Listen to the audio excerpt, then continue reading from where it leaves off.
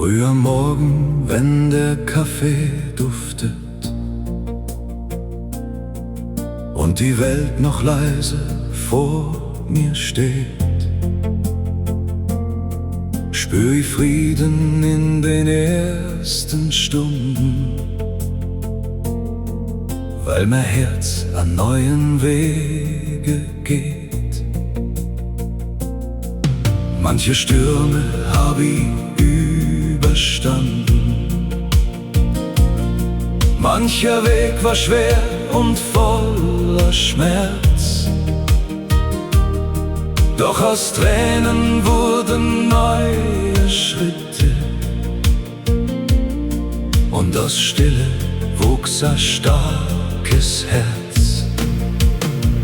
Komm heim zu dir, bleib einfach stehen, du musst nicht immer weitergehen. Deine Ruhe, die war die ganze Zeit schon tief in dir, führt Ewigkeit. Der Wind erzählt vom neuen Glück, schau nimmer voller Angst zurück, denn jeder Tag schenkt dir aufs Neu dein Herz, deine Kraft und Lebensfreud. Bad Füssing hat mich wieder gerufen, mit dem Menschen freundlich und so frei.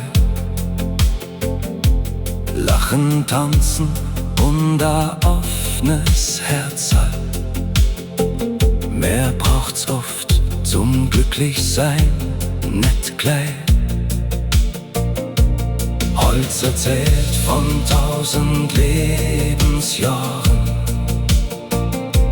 jede Maserung hat ihre Spur,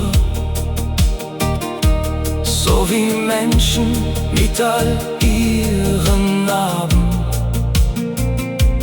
bleibt doch jede Seele etwas pur.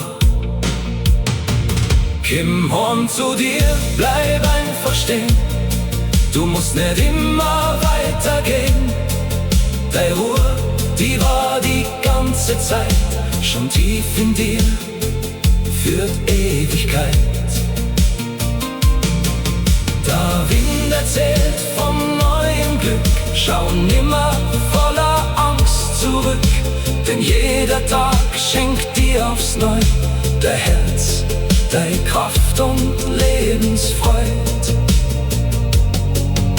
Und wenn einmal die Zweifel kommen, dann hör auf deinen stillen Klang. Nicht die Eile führt zum Leben,